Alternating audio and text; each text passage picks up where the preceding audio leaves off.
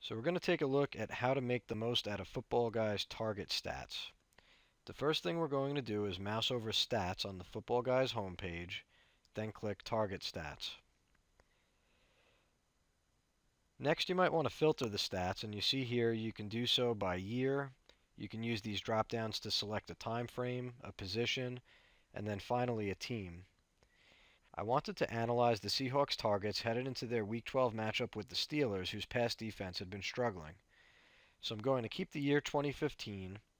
I chose to look at the previous 4 weeks to get a recent sample because the Seahawks passing game had just started to turn a corner. So I'm going to start in Week 8 and run the report through Week 11. Then I want to take running backs out of the equation by selecting wide receivers and tight ends.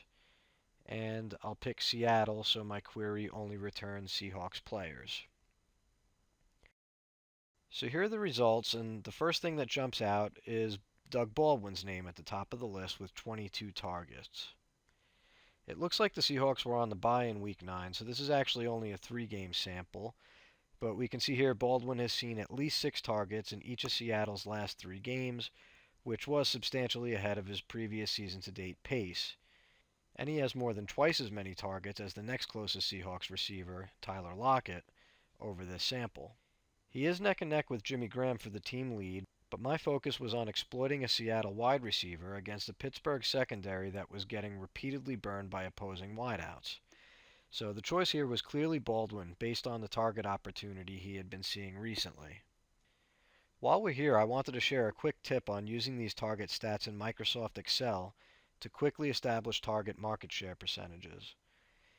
This is a useful view that makes creating weekly projections much easier. I'm going to reset my filter so we're looking at all teams, players, and positions for the 2015 season.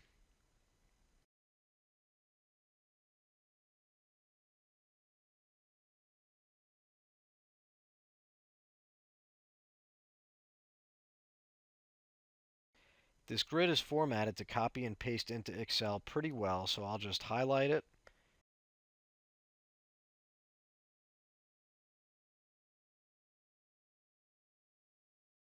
right-click Copy, open a fresh spreadsheet,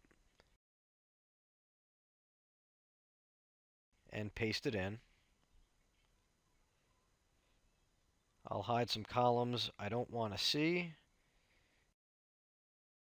and I'll name this last column % of team targets.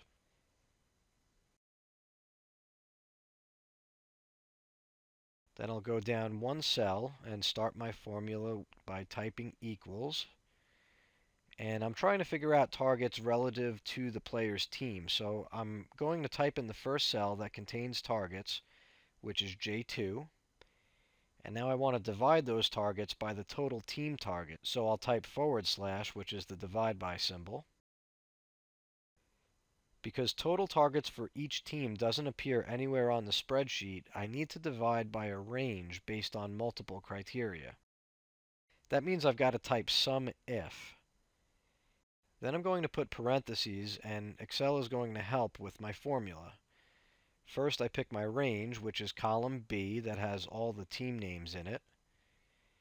Next, I have to input my criteria, which is team, so I'll click the first cell in the team column. Next is the sum range, which is targets, so I'll click column J. Then I end my formula with parentheses. Press enter, and I've got my value. To change it to a percentage, I just click the % button. So we've told Excel to add up all the targets for each player in column J according to their team listed in column B, and then divide each player's targets by the team total to figure out what percentage of the team's targets each player received. Double-clicking in the bottom right-hand corner of the cell will carry the formula down for each player. And now you could apply column filters and sort the spreadsheet by team to get a very useful view at how each team allocated their targets over the course of the season.